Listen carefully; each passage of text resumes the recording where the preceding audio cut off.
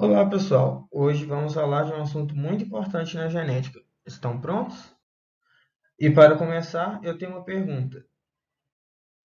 Vocês sabem o que são os erros inatos do metabolismo?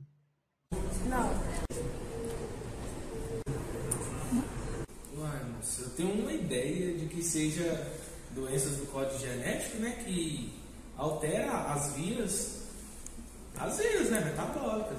Não.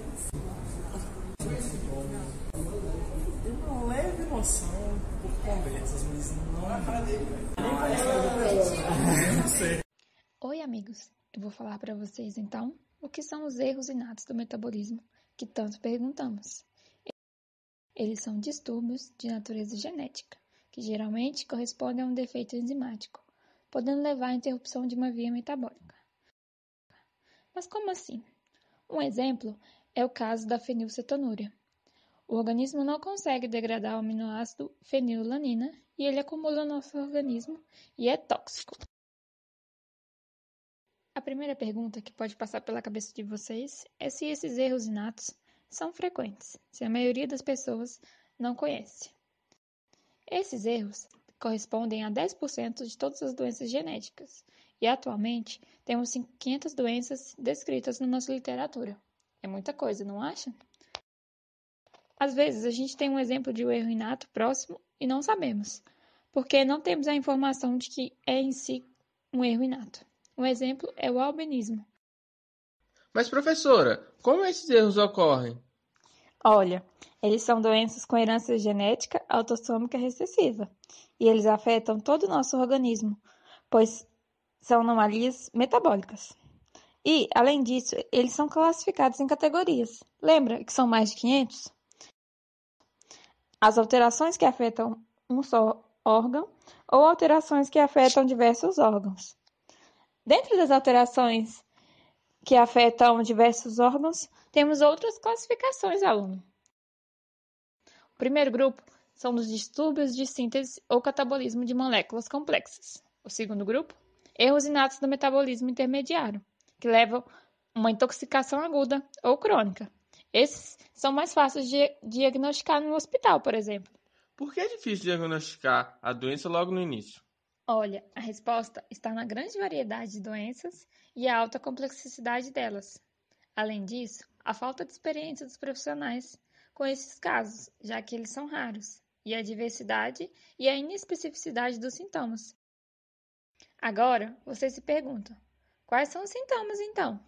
Os principais da fase aguda incluem recusa alimentar, icterícia, vômito, diarreia, retardo no crescimento e até convulsões. Além disso, aumento dos órgãos internos, como o fígado e baço. Como assim? São sintomas comuns de diversas doenças, como intolerância alimentar ou infecção intestinal?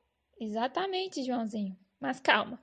Alguns sintomas podem acender um alerta de possível erro metabólico, que são eles: hipotomia, que é a redução da força e tônus muscular. A criança não consegue se movimentar direito. Tem fraqueza e flacidez. Além disso, acidose, aumento da acidez no sangue, redução do pH. A respiração fica lenta e profunda. E os distúrbios hidroelétricos também alteram o equilíbrio em relação à água presente no organismo e ao equilíbrio iônico. E como eu descubro se eu tenho algum distúrbio? E qual é?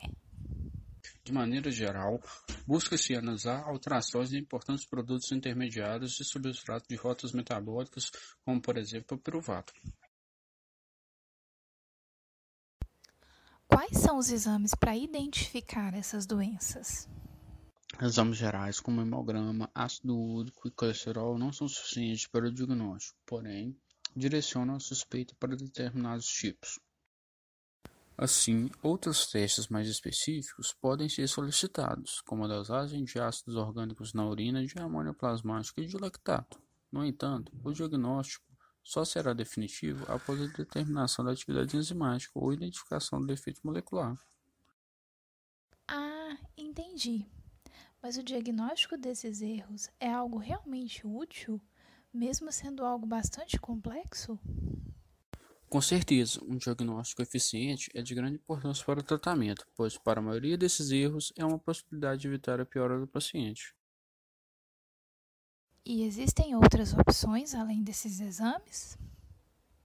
Então, existem alguns métodos de diagnóstico precoce e vale a pena destacar a triagem neonatal e pré-natal, pois assim é possível prevenir o dano neurológico ou mesmo a morte, além de evitar a necessidade de realizar outros exames.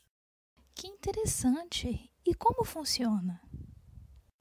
Em relação ao pré-natal, o objetivo é identificar se há a presença do distúrbio metabólico já diagnosticado na família, determinando assim o risco genético do bebê.